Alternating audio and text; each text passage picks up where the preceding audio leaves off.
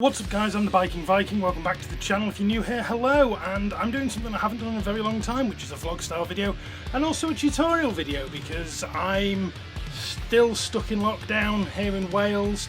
It's been like 12 weeks and my mental health has been awful, but I'm here, I'm back, and today I'm going to show you how to take something like this, which is a cover off my carburetor that's been badly painted by the previous owner, and get it shiny like this. So what are you going to need? The item itself, a rotary tool with a wiggly attachment,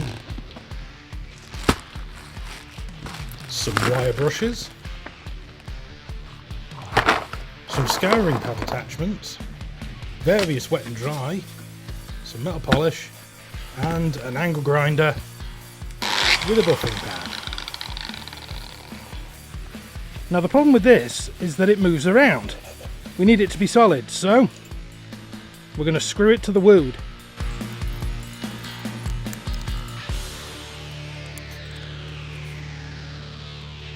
The next thing I'd recommend is one of these, a rotary tool with an adjustable speed dial, along with a great big extension.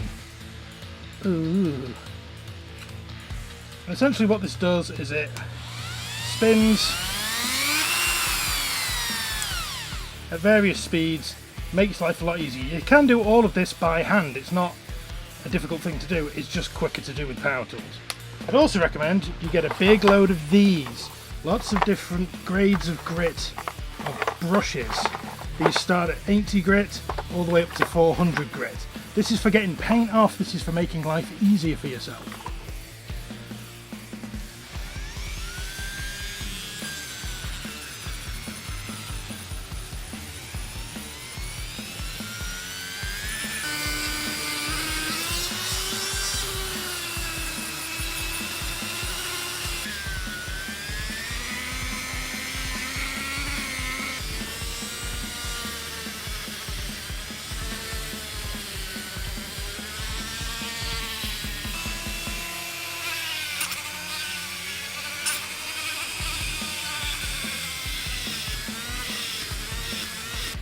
So once you've got it back to bare metal, it's worth looking on the other side of stuff like this. You can see it's a little bit grubby. What I'm going to use is very fine grade sandpaper because this surface goes on the outside of a carburetor, which means that the tolerances need to be right, which means I can't take a huge amount off this. So what I'm going to do is get some probably 800 grit and just give it a quick buff just to get all that muck off.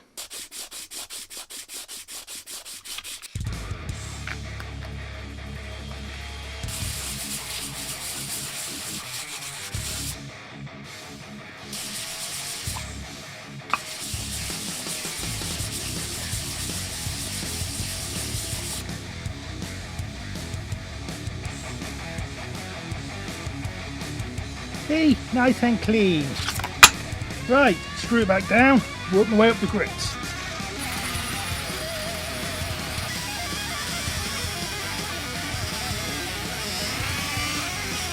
And now comes the incredibly tedious part of this job, hand sanding. So you're going to want to get a big variation of grades of wet and dry.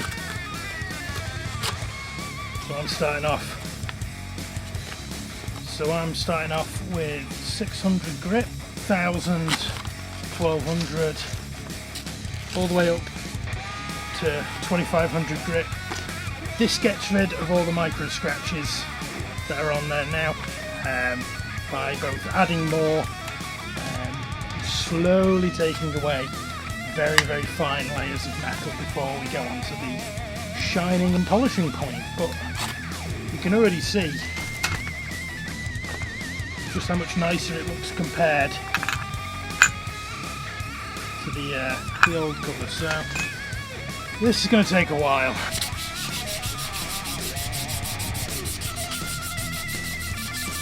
Many unbearable hours later.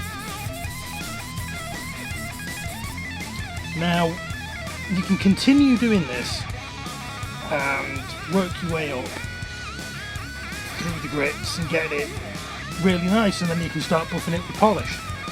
However, it takes a while which is where this bad boy is going to come in.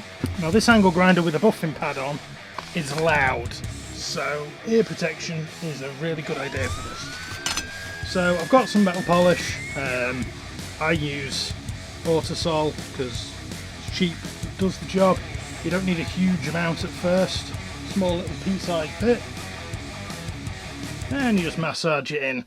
Now I'm only doing the top on camera because the sides are going to be a bit awkward to film. Now you could use a cloth like this one, buff it in, and then use a buffing pad with it. However, that'll take quite a lot of time, and time is something that I can't be bothered with. And this is the main reason why we've got it screwed down to the board. When you use something like this, that metal is going to get red hot. So you want to keep your fingers away from it, you want to be able to manoeuvre stuff, but also keep your hands safe. Headphone users, in fact any users, watch your ears because shit's about to get loud.